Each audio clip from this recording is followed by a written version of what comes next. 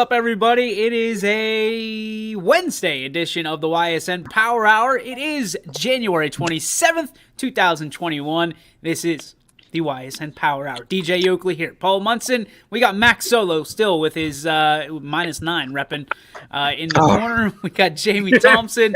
Quinn is in the G. Burbick Farm studios.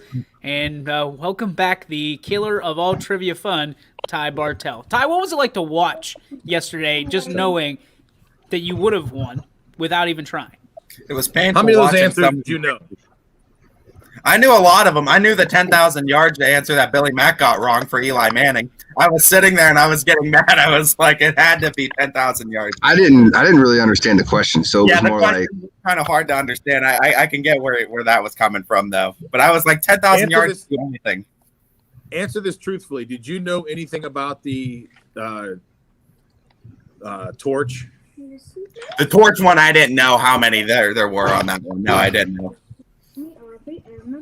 That one was a tough one. I can't believe that. Yeah, that one, I heard that one. I was like, wow, that one's really tough. I was like, did you like Night Getting Warmer?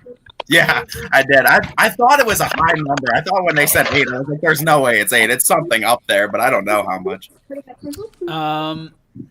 Well, apparently it didn't say, but it is National Sit Still Library Shelfie Day.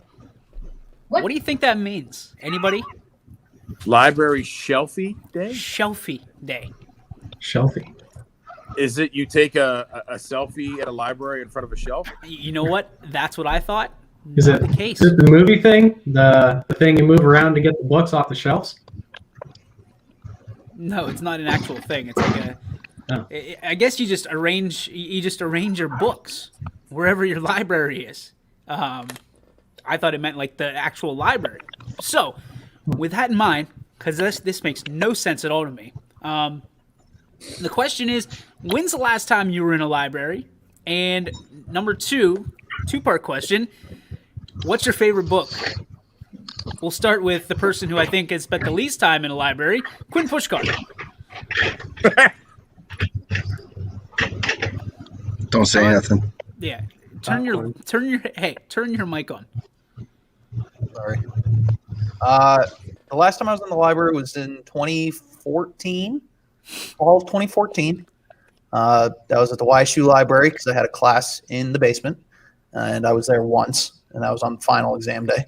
So that was the last time I was in the library, if that counts. No, that's like passing through. Like, when's the last time you were actually in a library? Middle school, maybe. Oh my gosh! Maybe. I think books are stupid. I have no reason to go to a library. They're dumb. You didn't go in high school?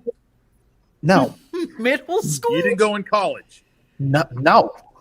You never I had went to one Mog. class in the library. That was it. And I went the last day of the class. And my mother, if she's watching this, is probably going to strangle me when I get home. But that's beside the point.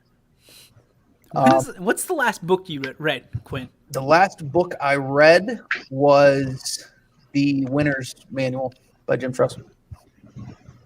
And that was? Last year, I believe. Oh, okay, well, that's not as bad as I thought it would be. Yeah. Okay. Books are dumb. The most studious of all of us are on the corners, on the bottom corner. It's Jamie and it's Ty. 100%. Jamie, I'll agree to that. When's the last time you were in a library legitimately? Well, I was just there 2 hours ago because my girlfriend was hanging out there, so I picked her up. But usually I'm there every Monday and Wednesday for class because I have to be there online. I'm usually always at the library. I got deep roots, man. When I was in high school, I was a library aide for all 4 years, so I was always picking off the shelves and arranging the books and all that stuff. So I got deep roots with the library. Wow, okay. And your favorite book? My favorite book, it's Rex Ryan's Play Like You Mean It. I read that in, I think it was 6th grade, but it's a great book. I always loved Rex Ryan. Okay. Ty, you're the next candidate on how long has it been since you've been to the library? Go ahead. For me, it was definitely the university library at Kent. It was probably last semester. It's kind of been like weird up and down with their hours. So last semester for sure. Favorite book, it's probably generic. I mean, if you want to go, my favorite sports book was Glory Days in Tribetown. That one that was helped written by Tom Hamilton. But like favorite book, actual like literature, is To Kill a Mockingbird. Wow. That's legit. Didn't see that one coming. All right, Max Solo. This is going to get real interesting because we all know Paul and I don't go to the library ever. The only way Paul goes to a library is if he lost a candy bar in it. Mac. What were we asking? When the last time I was there, or Yes, that why would the be. library? All right. So the last time I was there was probably around April 3rd, 1994. Okay. So What? yeah, that's probably the last time I was there. Probably something to do with my parents dropping me off for God knows what stupid reason. But ever since How this are you thing, so there is this specific on new that? thing. It's kind of a big deal, right? Here's why we don't need libraries anymore. Uh-oh. Google. Period. End of story. It's the internet, people. This is what we're on right now. This is why the library does not need to exist anymore. So your parents dropped you off April 3rd, 1994, which was a Sunday, Yep. at the library after church? It was, or yeah, after church, because we're church-going folk, and probably there was an event there. Like a clown or something? No, like they do like children readings and whatnot there. So like book clubs. They thought, hey, Back in the free day, they had babysitter for book dropping clubs. Billy off. they were like, "Hey, we have Waldo here. Come Yeah. find Waldo." All right, Basically, come find Waldo. Yes, that was the best book. let's go to. Well, did you say your favorite book? I'm sorry. Oh, I don't know about favorite book, but the last book I read was is called The Arm. It was a baseball book, basically about Tommy John and how to make sure we can protect our pitchers and our youth baseball players. Very good. All right, Paul, the time is here for you, my friend. All right. The last time I was in a library, they were using the Dewey Decimal System. But realistically, last time I was in a library, matter of fact, it was last week, but it was just as I had to walk in and make sure the kids were where they needed to be, because kids actually can go to the library. They don't look at books. They go there for the quiet part of study hall. But yeah, there are kids that go to the library, but I know they're not looking at books. So my favorite book, definitely sports books. I mean, I had Bono's Bow, the Bosworth book. You know, I like those books. The last book I read was about Walter Payton. So that's the last book I read. But yeah, Does it surprise you that Betos here is chiming in saying he was at a library 2 years ago for a brouhaha to raise money for the Youngstown Library?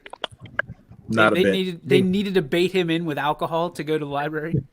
I think they needed probably to bait a lot of people in to go to the library with some beer. Yikes. I can't honestly remember the last time I was at the library. I know it was, if we're talking about like the East Palestine Library, it was definitely my sophomore or junior year in high school. But I know I had more than enough. I don't want to say I was like spent a whole lot of time there in college, but the library on the campus of Westminster, spent enough time there because my girlfriend at the time and now my wife Sarah said you might need to go to the library because your grades stink. So it's hard. Like it's hard to study in a dorm room. I'm just gonna say that, especially when you're surrounded in a hall full of your teammates on baseball, and it's hard to concentrate. And not like my broadcasting degree. I needed a whole lot of studying. It was more along the lines of doing, but I still had some science classes, some history classes, and things like that. Spanish. I took 4 years of Spanish or 4 years of French in high school, and then I decided to take Spanish in college, which was Call probably those classes for the school to make money off of. That's what I call them. the gen ed classes. Yeah, yeah, that doesn't make any sense to me. Give us $4,000 for this credit. I didn't even know Mount had a library till I was a junior, says Coach Seidel. Fair enough. Fair enough. All right, we got lots of stuff to talk about today. We're going to lead off number one, excuse me, with 500 wins. And apparently I didn't save any of my things today, or something's wrong with StreamYard. 500 wins for Ken Grisdale. So congratulations. How elite is 500 wins in basketball? Paul, you've been around the longest. Tell us about, how elite is it? If you think about it, if you get a full season in, you're playing 22 games and then like some playoff games. So think about that. If you average 20 games a season, and how long that would take you to get to 500 wins. I mean, to my knowledge right now, he's only the second person I can think of that has 500 wins. The other one, what John Cullen got last year for 500 wins. And, and those are both boys programs. I mean, I can't think of any girls coaches right now off the top of my head with 500 wins. I think Ron said that there's 47 or 48. Did Ritz get it from Latonia girls? Yes. He's won. Yeah. I mean, you'd have to probably really sit down and. But Ritz has been, think about this. Ritz has been coaching since, I believe, the 60s. And I'm not even exaggerating. Yeah. Yeah. So, I mean, I don't know how long Grisdale's been around. I can't think off the top of my head. I mean, I know Cullen was coaching in the 90s at Canfield, so, I mean, those guys have been around for a while, and you've got to get lucky to have good programs to get you, like I said, anywhere from 15 to 20 wins a season, and then start adding that up. I mean, you're coaching for a long time to get 500 wins. I mean, that's pretty elite, I think, in my mind. Baseball, in baseball, softball, and basketball are the sports you play the most in, the most competitions in. Mac, from your standpoint, 500 wins is, what does that mean? Is that, how high does that rank up on a coach's spectrum of elite and probably Hall of Fame? Definitely a Hall of Fame, and without a doubt. I mean, just you think about it with just the culture change alone. Like, think about how many generations of kids that you've had to deal with, and the world changing in those amount of times, and being able to. It's difficult to coach kids. Okay, it's not an easy thing to do in any time frame. I mean, you talk to old school guys, and they said the kids are changing, and even today, we say the same thing. The kids are different today than they were last year and 2 years ago. So, being able to have the same message, or maybe a different way to spin it, and to go out there and execute and get dubs. I mean, kudos. It's a sweet thing to do, and congratulations to Coach for his 500 wins. James, you always have a way of putting things in perspective. Talk to me about what 500 wins would mean to you and a coach that you would have.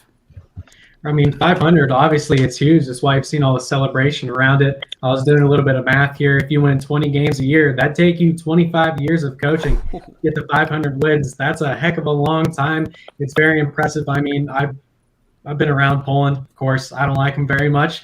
Part of this, the success they always have. They always come in and they beat the heck out of Hubbard. It's every single time that we play them. It's because their program is just so solid. It's what Coach Grisdale has done. And I know when I played baseball, Coach, he got 100 wins, and we absolutely went nuts in the locker room. So I'm sure it was a wonderful atmosphere to be around. And 500, that's insane, man. It really is. If anybody saw, we tried to share as much as we could last night. We had the graphic up for him that we had pre-made because we felt like he had a good chance of winning. Not to jinx anything, but we try to have those ahead of time. And then he somehow, his team brought him into the locker room after the game, and they gave him the water, bath with the Gatorade bucket, and it was cool. He's still, Ken Grisdale has been around for a while, and he still is one of the most almost excitable coaches. You know what I mean? And I don't use that term and throw it around with everybody, because he's chasing people around with just soaking wet clothes in the locker room, hugging his guys, because they mean a lot to him. I mean, from a coach's perspective, I think we all have at least a little bit of either have your favorite coach or you've been a coach at the high school level.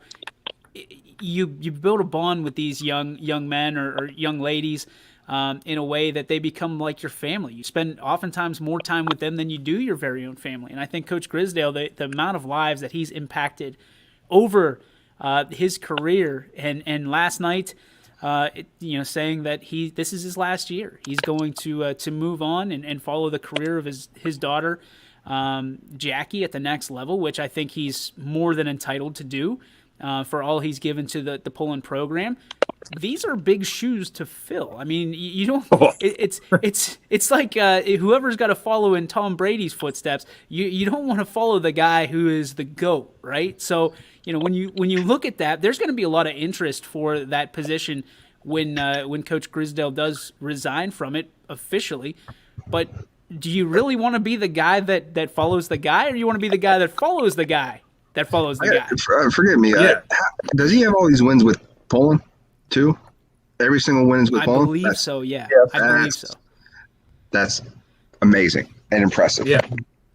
And you got to follow him. So like you said, DJ, I don't want to be the guy who follows the guy. I want to be the guy who follows that guy. Yeah. Because when that second guy kind of falls on his head, you'd be like, hey, I'm going to swoop in and maybe I can do something here. But, I mean, just to think about this, too, off the top of your head, I mean, that's two big vacancies at one of our top programs in the area. You know, their football huge. program, too. You know, so their football and basketball are losing two great coaches who are going to move on. And you know, I think Coach Williams is going to go watch his kid, too, play. So it's like, I mean, that's unbelievable. And just that, to have that kind of success year in and year out, and now he's going to step down, and now, who do you bring in next? How about Who Amo with comes this? in? How about this? That's a great analogy. Poland should hire. I know a guy Poland can hire. Who? Quinn Pushkar. That's what I was thinking. I have something going against me. I graduated from camp. Huge hire. Huge hire. He won't wear anything red. He won't even say, he won't even say Canfield. Nope. Quinn, I mean, you are a basketball coach. 500 wins. I mean, is that something that, hopefully someday you are a head coach? Is that something you aspire to? Is that your like long-term goal is 500 wins? I mean, as a coach myself, like I'm not worried about getting a set record milestone win, and I'm sure Coach Grisdale's the same way. I'm sure he sets out just to do his job and execute and put Poland in the best spot that he could, and he has. Being all at Poland for 25 years or something like that he's been there. It's a testament to how successful he is and how well he coaches and how good of a coach he actually is. I've kind of pulled up some of the records here on OSHA's website in front of me, and there's only 62 coaches on this list, boys and girls, that have over 500 wins. That's incredible. And there's some good names on this list. Like there's some incredible names on this list, and he's a part of that list now. And I mean, I got to play against Coach Grisdale, and I mean, he's an incredible coach, and congratulations to him. He doesn't smile much, but last night he was grinning from ear to ear, so it was good to see. And Ty, I think we talked about this a little bit before. If you're in the Grisdale house, is this the best week ever? Are they having literally the best week ever with Jackie breaking the all-time leading score, and now you've got Coach Grisdale in the 500 club? It doesn't get much better than that. No, it doesn't. And I mean, like, what a week it is for that family. And I mean, like, let's just take a second to just admire the consistency of both Coach Grisdale and Jackie Grisdale. I mean, Jackie Grisdale having to consistently being able to put up points and to be able to be in that position to break that all-time record. And then, I mean, for Coach Grisdale, I mean, you want to talk about consistency over a stretch of years to get to 500 wins, and just how you have to have a consistently winning program with new kids that are constantly shuffling in and out, that you have to get them to buy into this culture. And what Aaron said was a great thing for perspective. I mean, 35 coaches in NBA with 500 wins, and in NBA they're playing 82 games a year. And then, I mean, in high school, you know how many they're playing. So it's like, it's crazy that, I mean, he's able to reach that, which not many NBA coaches alone have been able to do. So, I mean, kudos to him, and just admire that consistency that Coach Grisdale's been able to bring for that Poland program. I mean, think about, like, at the family there, she breaks that record last week, and he's sitting there going, "Oh, honey, that's great. Here, hold my lemonade. I got one for you next week." And he goes out and gets 500 wins. And it's like two big records at one school by one family. It's just, it's incredible. All right, here's something for you, Paul, since you brought it up. What do you think Coach Grisdale is more proud of? His accomplishment of 500 wins, or his daughter's accomplishment of the all-time leading scorer? I mean, absolutely. As a parent, you're more impressed and more proud of your kid, because the thing is he can say, unless you're a coach, which most coaches I would probably say are not this way, unless you're some arrogant coach where you're like, it's all about me, I got all those. No, you didn't. You've had hundreds of kids who have helped get that record for you. You just put them in the right place and just kind of adjusted them. She went out there and busted her butt and did what she did, and that's where you're going to sit there and go, that's my kid. That's a part of me right there. She is representing our family, and she did all that hard work. herself. Hands down, you're more proud of her, because he's standing on the shoulders, like I said, of hundreds of kids that helped him get to 500, where she did all that work with teammates. Don't get me wrong, but she's the one that had to shoot those shots and they had to go in. There's a picture floating around out there of not only Ken and Jackie, but also Mrs. Grisdale, that they're all kind of looking at each other with the same smile. It's really cool. And if that's not hanging in their living room by the end of the year, and somebody doesn't kind of get that and frame it up for them, then that's too bad. That's a big miss.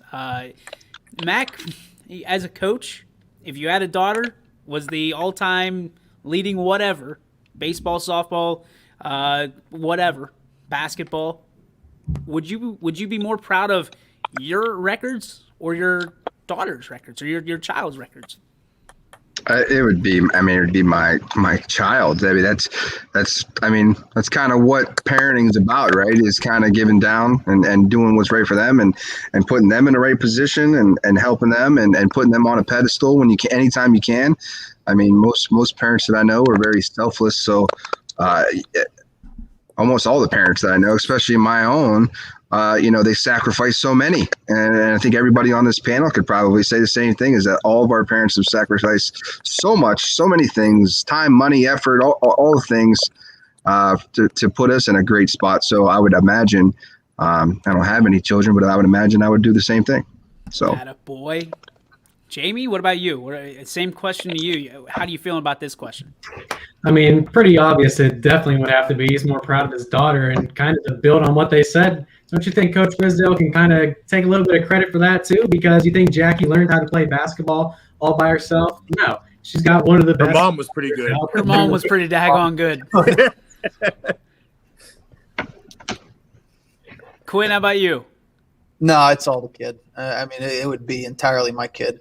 I mean, behind closed doors, I'd kind of jab at my kid, though. I'd be like, hey, listen, I did it too. Like, I'm pretty damn good myself. But in reality, no, it'd be all about my kid. You got to, humble him. You got to humble the kid too. Nobody likes Quinn behind closed doors. He's like, we're going to be politically correct out in Main Street, but behind here, damn it, I did it. I did it too. Ty, put a bow on it. I mean, I think for most parents, most parents are going to say, they want their kids to be better than they were, and I think that's the goal of most parents when you're raising your kids, is you want them to be better than you were and leave the world a better place than you had it, or just do great things that in place of that, and that's what you want to raise your kids to be. So, I mean, I think no doubt that he's way more prouder of Jackie's accomplishment than his own. So, yeah, that's my opinion on that. Here's EB. He's been there 28 years, breaks down to 17.8 wins per year, just shows success breeds success, a true definition of a program. But Ty, got to show this. Proud of your children is a very true emotion. That's your dad talking. Your dad is a huge supporter, not only of YSN, but you, man. He watches this show. Even when you're not on it, he watches this show and comments. So that is the true definition of a great parent. Clark is in the 400s somewhere at Sebring. So yeah, Clark's up there. John Deal from Howland was up there. I don't know what Howland is yet. Yeah, but he's on the clock. There's a couple coaches that are up there, but still a couple years off probably from breaking the 500. But still, at averaging 17.8, almost 18 wins a year, that's incredible. Like that's insane. That's including this year at the 28. So he's what is that 800 winning percentage? That'll be something like that. Well, it depends on yeah, probably. I'd say even higher. Well, because you get 22 games in the regular season. Yeah, you're winning. You're all in 18-4. And then you go to the playoffs. So, I mean, Jamie's our mathematician. After 28 years, though, he was coaching in a time where there was only 20 games a year and stuff like that too. You talk about him like he just recently. He wrote the Declaration of Independence. That wasn't that long ago. I think the Newton Falls coach is at like 480. Yeah, Roy's up there. We don't want to. We just said Newton Falls. Randy Montgomery's over 500. Randy Montgomery's at like 550 something, I think, if I'm not mistaken. Oh, he's over 500? Yeah, Randy Montgomery's way over 500. I mean, Here's the bow right here. Coach Seidel saying area has some really great hoops coaches. We have a lot of great coaches, period. I Absolutely. mean, end of story. Football, baseball, basketball, softball. I mean, track and field. We haven't even jumped into that. No pun intended. But See what you did there. you got it. Coaches from our area. We're going to take a real quick break. When we come back, Scotty Minter joins us to talk a little bit more about the I know he wants to get some stuff off his chest about the Browns, so we'll let him chime in about it and hear him out. You're on a Wednesday edition of the YSN Power Hour. Before we let you go, we want to tell you, or try to tell you at least, because I'm trying to fight this cough, that we are sponsored by Baird Brothers, proudly presented by the first ever he made it corporate bigger. sponsor of what? Smooth. See, I got you. We are sponsored proudly by the Baird Brothers. Thank you so much to Scott, Tyler, and the entire crew over there at Baird Brothers. Means the world, their sponsorship. And head over to BairdBrothers.com and get stocked up for everything, every project you got coming up as the weather continues to warm up here in the Valley. We're going to take a break and more Power Hour when we return right here on the YSN Power Hour. I see your hands there, Bill. Baird Brothers remains your source for fine hardwood products. For the time being, we're open for customer pickup only on weekdays, 9 a.m. to 4 p.m., and Saturday from 9 a.m. till noon. Place your order online at BairdBrothers.com. Baird Brothers, for the place you love. Quality, customer service, and integrity. Those are the 4 words that have driven our success since 1957 at Joe Dickey Electric. Joe Dickey Electric is one Mahoning Valley landmark business that stays current with the requirements of our customers.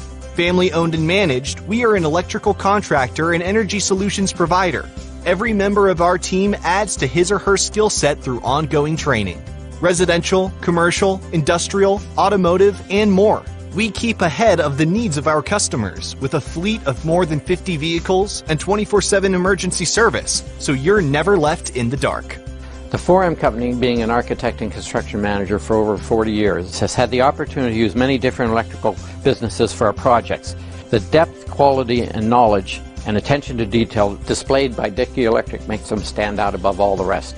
For state-of-the-art expertise and a timeless commitment to our customers, contact Joe Dickey Electric. We are everything electrical. I went to Greenwood Chevrolet because I was really interested in looking at the tracks. Because I wanted my dream truck. Because I've been going there for 20 years. I think whenever we go there, whatever car we're looking for, they have tremendous inventory. If you're looking for people who care about you, Greenwood is a place to go. You know, it's like family there. The girls know me in service. It's Miss Kim in the Tahoe. I'm really happy that I went to Greenwood Chevrolet. Because they really went the extra mile for me. Now we're going the extra mile for you, only at Greenwood Chevrolet. Local teams are heating up the hardwoods, and you can keep up with all the action on and off the court with Five Guys Hoop News all season long on 21 Sports. Oh, whoa. Well, forgot about that one. Welcome back to the YSN Power Hour. DJ Yoakley with you, along with a few of my friends. This time, we're going to bring in the guru of the Cleveland Browns. It is Scotty Minter. What's up there, Scooter? Good today, DJ. Just happy to be back, part of the Power Hour. It's been a while, so happy to be back in the saddle. Had you quarantined for a couple weeks? Had a quarantine of my own for a couple weeks. So it's good to have you back, buddy. All right, it's been a while since we talked Browns with you. They've had some success over the Pittsburgh Steelers, and then ran into the Kansas City Chiefs. What's your analysis of the Browns? I know you've been watching the Power Hour closely. Go ahead. Let us have it. Give us the shots. Yeah, I just want to say, DJ, I don't know who you're friends with on Facebook, but could we, as Browns fans, could we please stop playing that victim and woe is me, and we should have this, we should be here, we should be in the Super Bowl. Just stop it already. The Browns, we weren't good enough this season. The defense was suspect, and that's at best. So they just didn't have the horses to get it done. They came close, but you know what? If Patty Mahomes, if he plays that whole game, I think it would have been like the Chiefs Bills game, and it wouldn't even have been really close. So please, it was a great year. We missed an opportunity, but now it's time, as you were saying this morning, DJ, that they got to load up on the defense here. I'd go all defense in the draft and in free agency. But the notion that they should be in and they would have beat the Bills, I mean, I don't think it would have been a blowout like you and Poe necessarily believe, but I'm not convinced that the Bills weren't a great matchup for the Browns. There's no guarantee they would have beat Buffalo, so just it's over. Give it up. Scotty, digging the Labyrinth t-shirt. Nice. Yeah, there's a lot of days I very much miss David Bowie, so had to rep the Labyrinth today. Plus, Jennifer Connelly, she's like my dream woman, so I have to rep Jennifer Connelly too. Scotty, we're going to try to get you, I don't know, my mic cut out or something. I don't know if you guys can still hear me. Can you hear me? Yeah, you're good. Okay, so we're going to try to get you a date for Valentine's Day. That's going to be the biggest YSN Power Hour to-do list, is getting Scotty a date for Valentine's Day. If you want someone that's going to not only pay for a delightful meal, he's going to give you a great time and have great conversation, come on. Give my dude Scotty a call. Let's get you hooked up, because nobody needs to spend Valentine's Day alone. Right, Scotty? Let's not forget, it's been a while, DJ, but let's not forget I bring the special sauce too. Oh, gosh. Only Scotty Mincher, ladies and gentlemen. Only Scotty Mincher. All right, Scotty, we talked earlier. You gave a very special question to me. It was very, very good for Browns fans and for other fans of the NFL. I want you to pose the question, would you rather have or would you trade Baker Mayfield for Aaron Rodgers? Why or why not? Let's go around to the Browns fans first. Mac, what would you do in that situation? I couldn't say yes fast enough. Oh, my God. Aaron Rodgers? Don't tease me with this. This isn't a real thing, is it? No, it's not real. It's just hypothetical. No. We're getting all kinds of family show comments, Scotty. Thanks a lot. I mean, I do what I can, DJ, but I will say I did see a CBS Sports columnist, and I told you he had the Steelers and Browns. He listed them as potential landing spots, but I do think that's pretty active. It would never happen. Leave it to Betos to bring up Matthew Stafford to the Browns. Again. I'm so sick of Matt Stafford, man. He's better than Baker. I take Baker all day there. You're just a homer then, Scotty. Quinn, would you take Aaron Rodgers for Baker Mayfield? Would you turn on your mic, please? If that's all we have to give up, absolutely. I'll get rid of Baker. I'll be the first in line to buy a Rodgers jersey, too. Absolutely. That's worked out well for you guys. Whatever. At least Aaron Rodgers can throw passes to his own teammates. Raise your hand if you have a Tim Couch jersey. Raise your hand if you have a Johnny Manziel jersey. Raise your hand if you have a Baker Mayfield jersey. You have a Baker Mayfield jersey, Quinn? Yeah. Where are you hiding that? I don't wear it. Chubb's better. Okay. Jamie, would you take Aaron Rodgers over Baker Mayfield? I mean, hell yeah, there's no doubt about it. Aaron Rodgers is one of the best to ever do it. arguably the best to be doing it right now. He's going to win MVP. I'm taking Aaron Rodgers all day. You could kind of put an argument of Baker's younger. Rodgers is getting up there. But if you're trying to win now, like the Browns should be, with that loaded roster that they have, hell yeah, I'm taking Aaron Rodgers. Well, just so you don't think I'm a total homer, Billy Mack, because I'm not. I would take Rodgers over Baker, but Stafford, get out of here. That's a pile of dog shit, man.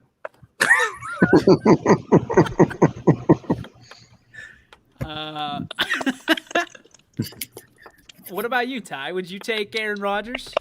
Well, it depends on how you want to set up your franchise, right? If you're looking long term and you want a longer window of competing now, I'm taking Baker Mayfield. A lot of people think, yeah, Rodgers had a great year, right? He never won a playoff game until this year, and he's talking about long term. In 2013, Peyton Manning broke the touchdown record with 55. 2 years later, he could barely throw the ball. That's what I'm saying in perspective. Peyton Manning was 37 years old when he broke the touchdown record, same as Aaron Rodgers. 2 seasons after, he barely threw the ball. Did he win a Super Bowl? The defense won a Super Bowl, Billy Did Mack. he win a Super Bowl? Defense won a Super Bowl, Billy Mack. That's all that happened. So I'm saying in perspective. I don't care about long term. The Pirates have been rebuilding for years. Whoa. If you want to talk about long term, I ain't got no time for long term. If you want a one shot, if you want to take one good shot at it, yes, trade Aaron Rodgers, but I think you're getting 1, maybe 2 seasons out of him. If you want long term and a larger window of competing, I'd keep Baker Mayfield. 1-2 years of being good is long term to Cleveland Browns fans. I don't know if you know that. Well, you got to learn how to win, Billy, and this quarterback Baker Mayfield just did it for you. So, and Aaron Rodgers has been winning forever. With a different program under He's got one Super Bowl. He's got one Super Bowl. That's all. He's got more Super Bowls than the whole Browns organization. It's true. It's true. All right, Paul. Let's go to you. What more can be said? I agree with exactly what they. If you want to win now, you want to win the next year or two, you take Aaron Rodgers. You looking long term to keep your team consistently winning. It's Baker. So yeah. That's I agree with that. But I think every fan wants a ring right now. So I talked to Scotty this morning about this, and I said I would rather have Baker. If I'm a Browns fan, I'm taking Baker because there's nothing about Aaron Rodgers that says that he's a multi-Super Bowl winning quarterback. Like he had how many opportunities to beat Tom Brady the other day? Right now, he couldn't beat like Tom Brady throwing picks, handing them off like turnovers at Arby's. So you're saying that Baker Mayfield has a better chance of winning the Super Bowl than Browns and Aaron Rodgers right now? I would say yes. I love Baker. I'm one of his biggest supporters, but I think that's very much wishful thinking. When Peyton Manning threw for over 5,000 yards and 55 touchdowns in the 2013 season, no one thought he only had 2 seasons left in him. Yeah, but you can't go to Peyton Manning because Peyton Manning got hurt. Aaron Rodgers ain't hurt. He's broken his collarbone twice. He's not hurt right now. You're talking about a serious injury that Peyton went through. You can't compare the two. Tom Brady. I don't care. No, but you know who you can compare to Peyton Manning at this point in his career is Baker Mayfield. He is one of those two of 3 quarterbacks that have thrown for 3,500 yards in their first 3 years in the league. So if you're looking at down the road, Baker Mayfield has a better career right now, trajectory, than Aaron Rodgers. Think about that. Coach Seidel just said that Rodgers couldn't beat TB12 playing like Big Ben. That's funny because Baker Mayfield could beat Chad freaking Henne. So why don't you just leave it at that? Whoa. He throwing shot for? Come on. I got nothing for it. I got nothing to say because Jamie built it. Where's the guarantee that Baker Mayfield is going to play like he did this year? Where's the guarantee in that? We're just fine with being mediocre. Being basically that's what to work. Had one good freaking year. There's a guarantee Baker's going to come back and play like he did this year. The fact that we are trying to compare Baker Mayfield to Aaron freaking Rodgers is insane. The fact that you said that Aaron Rodgers is one of the best of all time is crazy. He is. He is. Rodgers is one of the best to ever freaking do it. Yeah. You're talking Trent Dilfer has as many Super Bowl trophies as Aaron freaking Rodgers. Trent Dilfer. Okay. How can he be the best of all time if he doesn't? If he, like we had the argument earlier today about Joe Montana and Tom Brady. Tom Brady is like head and shoulders above Montana at this point. Yeah, but Brady has all kinds of other assets too. Look at his stat plus the Super Bowl. If you look at arm talent, making guys big time plays down the field, being able to scramble and run on the throw, all kinds of stats, touchdowns, all that stuff adds into play too. One of the best to do it. I'm completely fine saying that too. It's not just Super Bowls. I'm just saying, too, with maybe the exception of Tom Brady, most great quarterbacks, their peak comes in their mid to late 20s where you're going to get their best season. Very few 20s. Your later 20s is where you're going to see. You're going to see like the 27, 28, 29, 30 is like when seasons. Joe Montana, Dan Marino had, I think, their highest throwing touchdown seasons in those years. Very rarely do you see a quarterback produce high numbers past the age of 37. It's almost not heard of. Well, Dan Marino. You just jumped from 30 to 37. Which one is it? Well, I'm just saying that's where you're talking about, where Baker's going to be compared to where Aaron Rodgers already is. Very few quarterbacks. Aaron Rodgers is going to win the MVP this year, right? Yeah. Super Bowl trophies aren't the end all. I agree with that 100%. And he's what, 35, 34? Because Aaron Rodgers is 37 years old, Billy. 37 years old, and he's going to win an MVP. I know a guy that did that. I agree with Coach Sadoba. I don't. Well, you put Ben So then, Roethlisberger would you top say five, that Dan Marino was a 21-2. good quarterback? Say that again, Paul. Dan Marino. Where does he rank? One of the greatest to ever do it. Top 10? Maybe. Fringe. Never won a Super Bowl. How is Roethlisberger top 5 then? Top 5 all time? Yeah. Didn't you say top 5? No, he said top 5 this year. Top 5 season. Oh my gosh. Which was a lie. Oh yeah.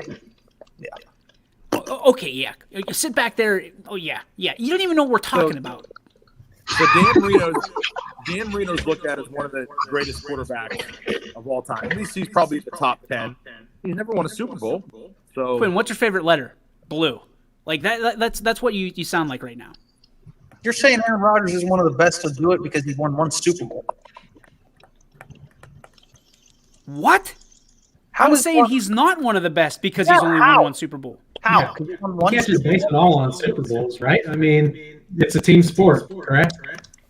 How are you the best of all time if you've only got one gold medal? No, I didn't say he was the best of all time. I think he's up there. He's one of them. Best to ever do it. Not a lot of people have had the success that Tom Brady has. Rodgers Okay. is The NFL just had their best of all time, right? Celebrating their 100th season. Was Aaron Rodgers at that ceremony?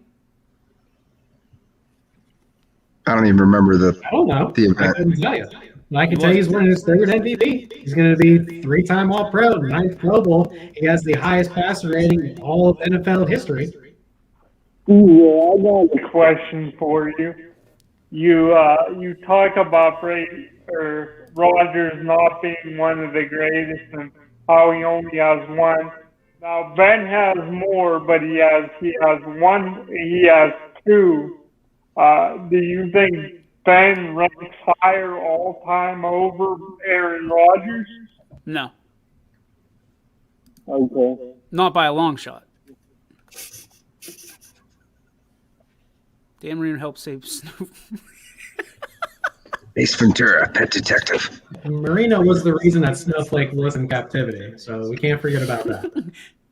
Not forget that he completely ruined Ray Finkel's career. Finkel. I'm just saying, past 37, not much production from quarterbacks. And if you don't like the Peyton Manning debate, you can look at Rich Gannon, 2002, won an MVP with Oakland. Next year, threw 6 touchdowns, 4 interceptions at the age of 38. I mean, there's plenty of examples of guys past the age of 37. I just want you to sit here and say Aaron Rodgers will fall off next year. That's all I want you to see you say. I can't say that because I don't think he's going to be in. No, I'm talking about Ty. I just want Ty to sit here and say Aaron Rodgers will fall off. I'm saying the likelihood of him falling off becomes greater with every year he ages. That's all I'm pointing I want you to say it. I want you to say I'm not going to say either way. He doesn't have a life alert, Ty. Like he's not going to fall in the shower and like hit the button to need people to come pick him up. No, but I mean, we've just seen quarterbacks as they age. Tom Brady is an outlier. As you get older, near the late 30s and early 40s, quarterbacks tend to fall off. I mean, it just is what it is. Father Time catches up with everybody eventually, and it's a gladiator type sport. And I mean, not for the quarterback position. It's not a gladiator sport for the quarterback position. Why do you say that? Because they're throwing so many flags, and the rules have changed that you can't hit the quarterback. It's a different league than it was in the 80s, 70s, and 90s. Quarterbacks can play longer today than they did back in the day. It is. How many games did you watch in the 70s, 80s? A whole bunch.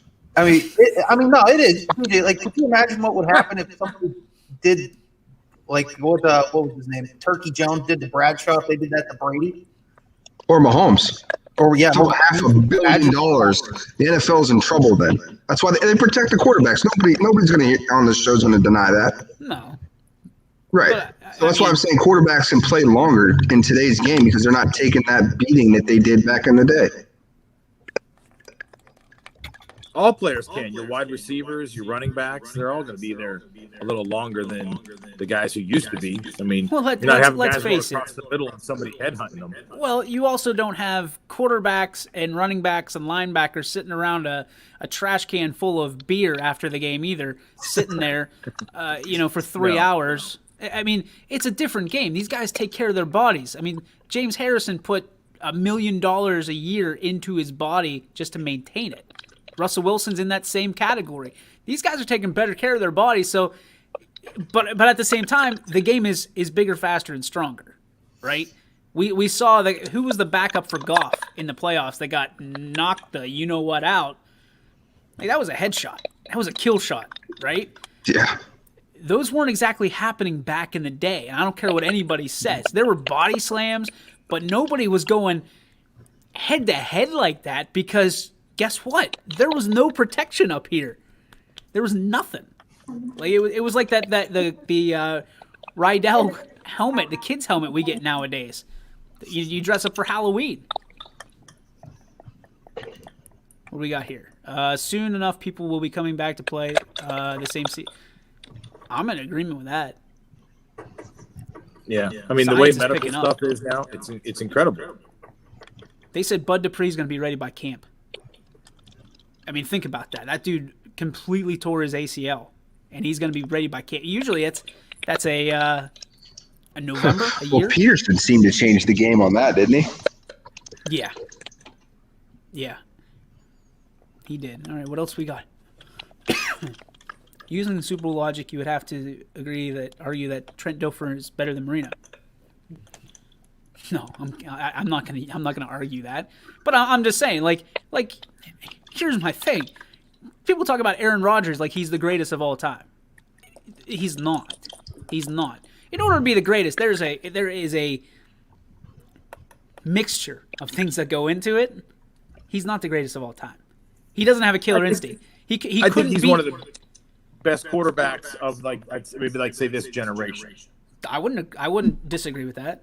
There's only one thing that goes into that mixture of things to even go football. Your name has to be Thomas Edward Patrick Reed. Junior, correct. That's all. Which, by the way, let me ask you this, DJ.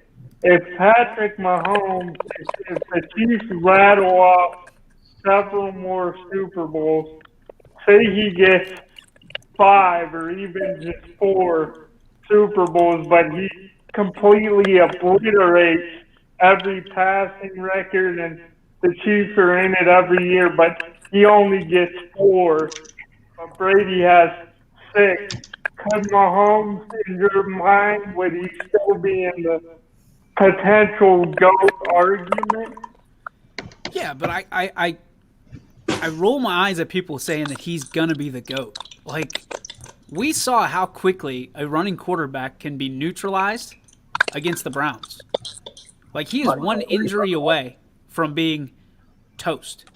Not only that, they're a cap hit away. I think it's just too hard to deal in the future that way. You're gonna have to just see how it plays out. Like, I like the argument. Could he be? I don't know how they're going to afford all the stuff that they have. I mean, if he were to evolve into a pocket passing type quarterback, I think he has the potential to eventually down the road be that, and I think he can evolve into that. He has a great arm on him, and he throws with tremendous accuracy. But like you said, DJ, he's gonna need to evolve into that premier pocket passing quarterback eventually. The shelf life, and I tried to explain this the other day to somebody, the shelf life of these quarterbacks is going to go down and down and down because everybody wants a quarterback that can run and pass. And from the standpoint of, guess what? When you're a running quarterback, you put your own career every time you run that football in your own hands. Are you categorizing Patrick Mahomes as a running quarterback? I am. You don't I think out of the 32 starting quarterbacks, he's in that upper half of running quarterback. Guys that break out of the pocket, I think frequently to run for extra yards. I mean, Would you consider like Aaron Rodgers a running quarterback? Because he's what Ty's talking about, breaking out of the corner and in the pocket. I would consider him a mobile quarterback. Yeah. See, I would put more Mahomes more in that. Aaron Rodgers was kind of the same way when he first started playing in the league. Was he would take off and run a little bit more, but kind of get behind that. I would say he's evolved into what you would define as a mobile quarterback. I would say, yeah, I would agree with that. But it's like Madden. You have your scrambler quarterbacks, you have your mobile quarterback, you have a field general, a pocket passer, and a cannon, right? Like, I would put Aaron Rodgers in the mobile quarterback, or maybe even the field general category, because he sees it, and it's not like he's going to run for 60 yards for a touchdown like Lamar Jackson, right? But he's going to go get the first down, like Chad Henne. Man, I wish Anthony was on. He didn't get that first down, by the way. Huh? He didn't get the first down. Patrick Mahomes, it was 10th in quarterback rushing attempts this season. I wouldn't put him in that running category. I would put like Russell Wilson, right?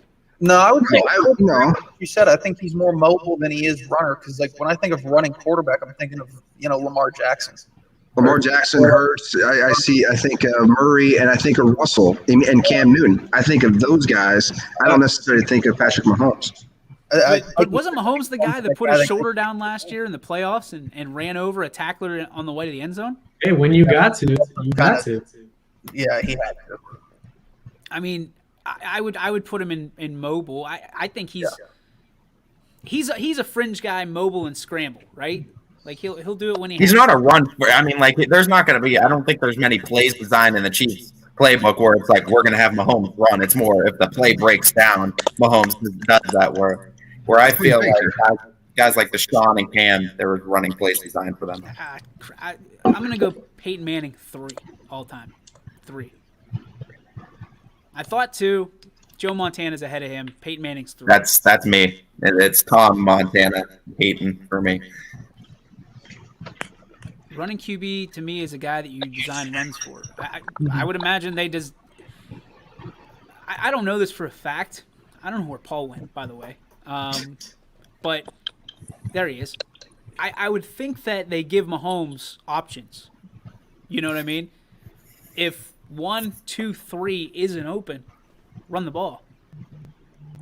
You can't do that with Roethlisberger. You can't do that with necessarily a lot of players anymore. Yeah. What's going to be interesting is Joe Burrow next year coming back off that knee surgery. Will he be mobile? I don't think Burrow needs to be mobile, though. I think he's one of those guys. I think we're going to have, going forward, an offensive line. I think going forward, we're going to have more mobile quarterbacks than not, because at the college level, it's 95% mobile quarterbacks. So that's where the NFL picks their pull from. So but look, we're going to have most mobile quarterbacks in the league. You'll never see a guy touch those Drew Brees, Peyton Manning, and Tom Brady records. Then I don't see them ever touching those type of records again. Then the thing is, Billy, for the longest time, I say the longest time, for the last, say, 10, maybe even 15 years, it's been that way, that the college is a more mobile running quarterback. Michael Vick did it at Virginia Tech. You know, those guys out there were running around. When you get to the NFL, it doesn't play well. It doesn't. You've got to be a pocket quarterback. You almost have to. I don't know. It worked pretty well for Donovan McNabb. It's working well for Russell Wilson, Patrick Mahomes, Aaron Rodgers. It's working pretty well for those guys. Aaron Rodgers is not a mobile running around. We just defined him as a mobile quarterback. Where have you been? No. There's a difference when you sit in the pocket for 2 to 3 seconds and you've got to step up in the pocket, or you just roll out to the side real quick and flick it out there. That you're a running quarterback is what Michael Vick was. Is what I'm not talking about running quarterbacks. You missed it. You missed the conversation. Do we consider Ryan Tannehill a mobile quarterback, Billy Mack? Do I consider Ryan Tannehill or Baker Mayfield even? Do you consider them mobile quarterbacks? Baker is not mobile. I mean, I would consider Baker a mobile-ish quarterback, but I wouldn't put him on the athleticism as somebody like a Russell Wilson or Patrick Mahomes. I was just curious because both Baker and Tannehill had a lot more rushing attempts this season than Aaron Rodgers did. I'm okay saying going in the next 10 years is the mobile quarterback is just going to be quarterback. But you're now gonna go running from quarterback. You're going to go from a 20-year life expectancy of a quarterback to where it is now down to 15. Even less I think the Peyton Manning, Tom Brady is more few and far between, and you're going to see more Patrick Mahomes and Aaron Rodgers quarterbacks. I disagree. At some point, you're going to have to find these quarterbacks, and they don't exist anymore at the college level. They adjust. Justin Fields is one of those quarterbacks. What, a mobile quarterback? He is the same as Patrick Mahomes-ish and Aaron Rodgers-ish. But he's got a cannon. Like, let's not forget, Mahomes can throw the ball over the stadium. Right. I think Billy's saying there's no more like genuine pocket passer. No, that's not gonna be true. There's still gonna be teams that have pocket passers.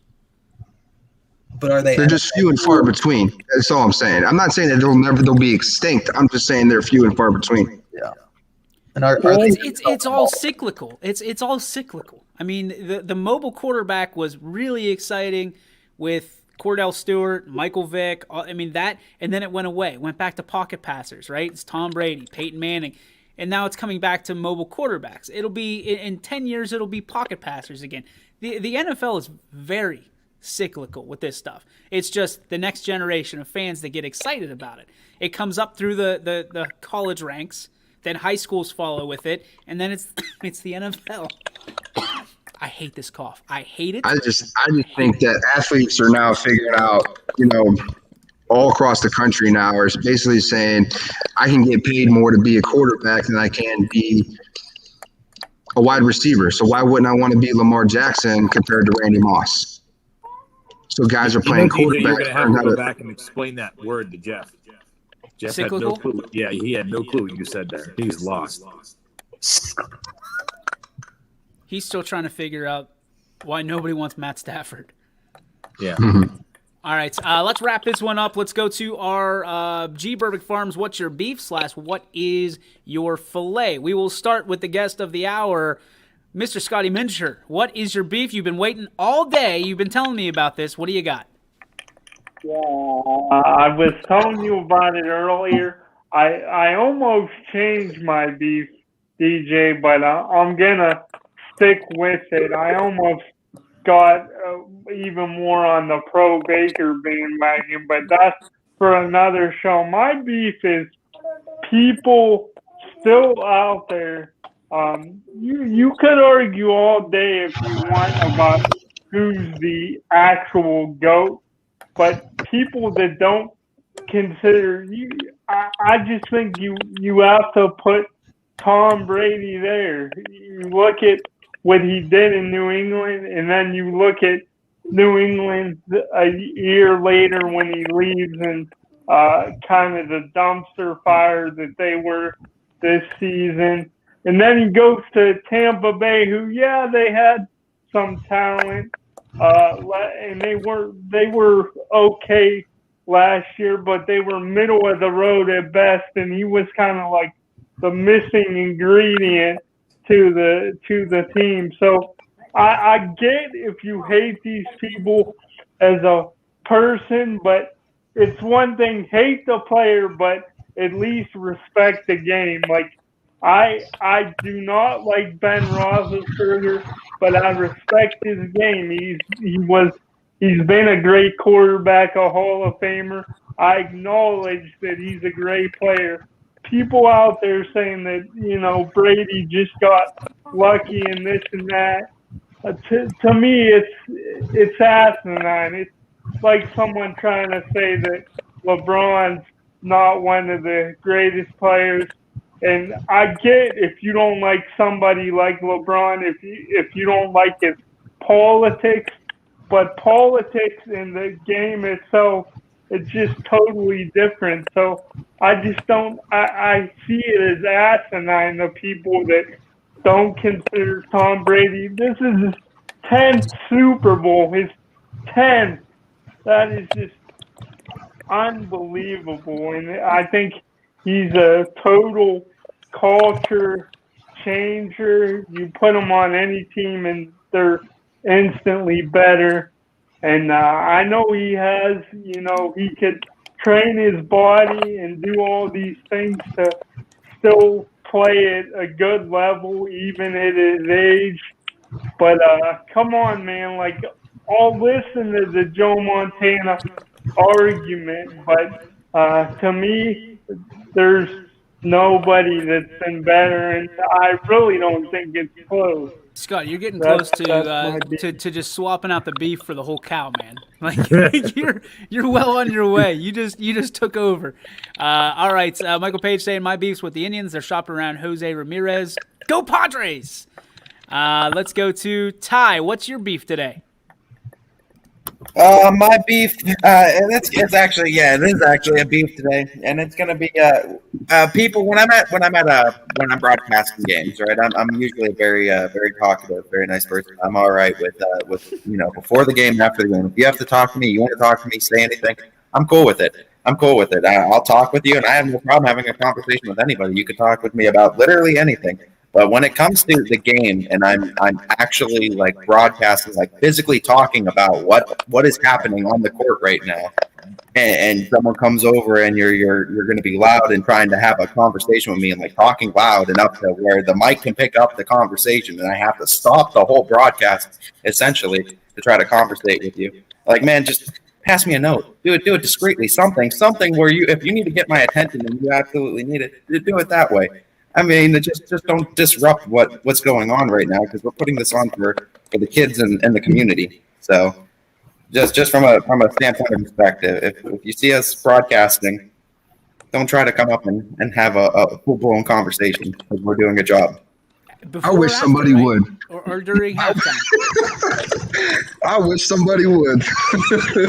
Hey, listen, we love talking to our fans and YS Nation, but naturally during a game is tough for us, because we don't just have one job. We've got like 6 jobs that we got to do to make sure we get it out to everybody. So we love to talk to you. Just come to us before, at halftime, or following the game. We'd love to shoot the bull with you. All right, Quinn, what do you got?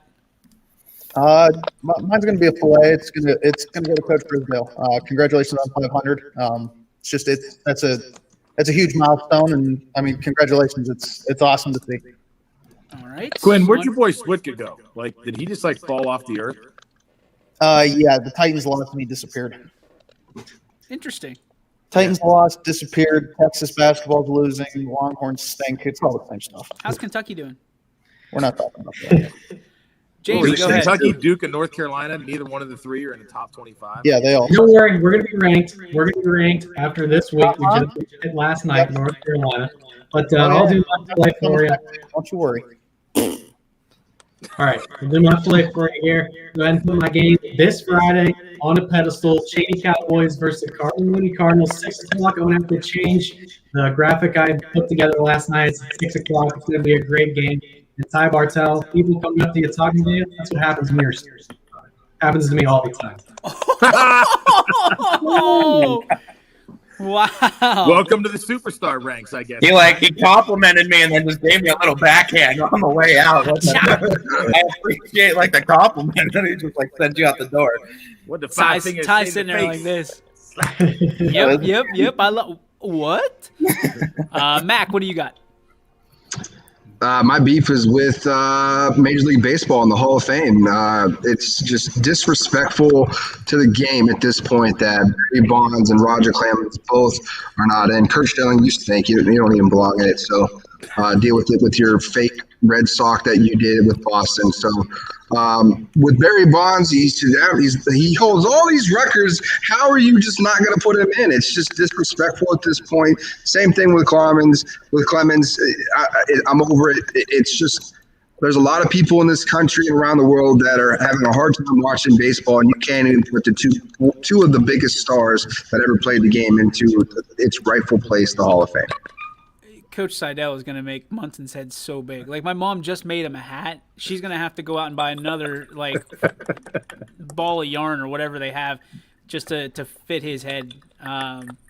Muntz, go ahead. It was great talking to Coach last night. Like I said, the game was over around 8 o'clock, and, I mean, it was 8:40 before I pulled out of Western Reserve last night. So imagine you two guys talking to each other. That must be like watching The View. Yeah, I mean, it started in the gym, and it trickled all the way out into the parking lot, and we didn't give a crap that it was like 30 degrees and wind blowing out there. Just kept on chatting. So it was good to see Coach last night, too. So my beef is with people. And, yeah. Get off my porch! Yeah, listen. All these people out there are still thinking that, like, now that there's a vaccine, that it's okay to have a lot of gatherings and do all this stuff and have parties. And listen, we've got close to a dozen programs that are down right now. We lost 2 more today. I mean, how are these kids getting sick? Where are they getting it from? Because they've been in school for how long and it's been okay. And now all of a sudden we've got, like I said, almost a dozen programs down on our network right now. And it's ridiculous. I mean, you see it out there. Like I've seen over the last couple weekends, people having gatherings at their houses, cars all over the parking lot and everything else. And I'm like, listen, the people who are getting the shots right now are not us. It's the medical people. It's the older people. It's the, some of the teachers are getting it now, but like the regular everyday schmoes aren't getting these vaccines just yet. So we need to slow down. It's not over yet. We're at the tail end of this thing, they say, but like, I think it's going to be a long tail. So be smart. And people aren't being smart right now, and you're costing your kids a season because, like I said, there's a lot of teams that are down right now. And there's some teams that aren't going to be able to recover from this, and they might be done for the rest of the year. So just be smart, people. That's my beef. Like I can't even imagine going through that period of time we went through where we wouldn't even know when the football was going to go off again. Like that time was terrible. I can't even imagine doing that again. You just talking about it, my blood pressure went up. I felt it go up. My anxiety, just like I'm going to have the poops for like another 6 months just thinking about what you just said.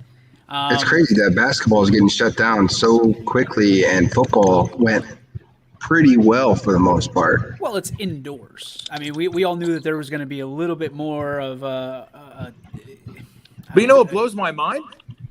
I've yet to hear about a wrestling program get shut down. I haven't.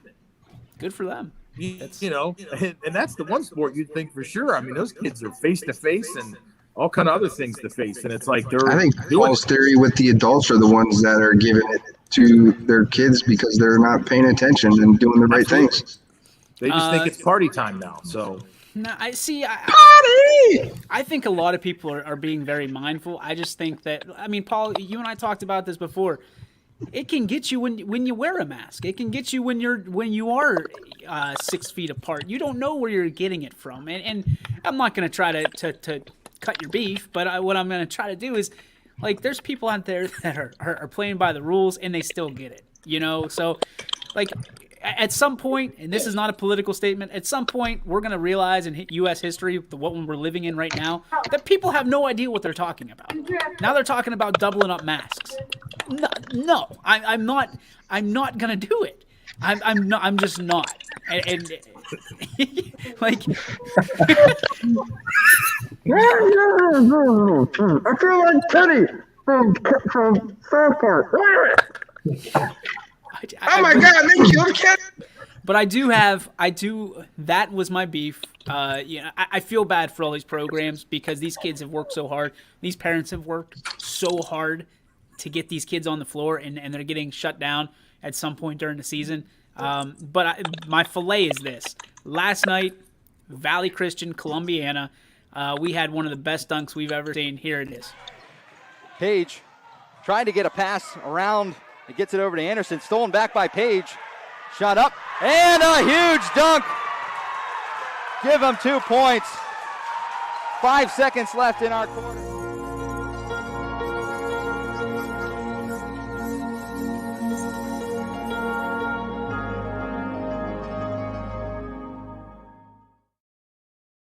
Two steps. Dude had 2 steps and a dunk. Like, that is legit. Sean Gurley, Valley Christian, keep your eye on him.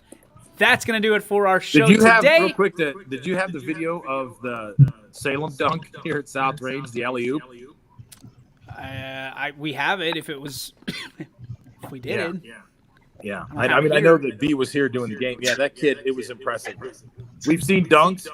No, this kid alley-ooped him from the three-point line, and he hammered it down. It was like, wow. You just called me out at the end of the football.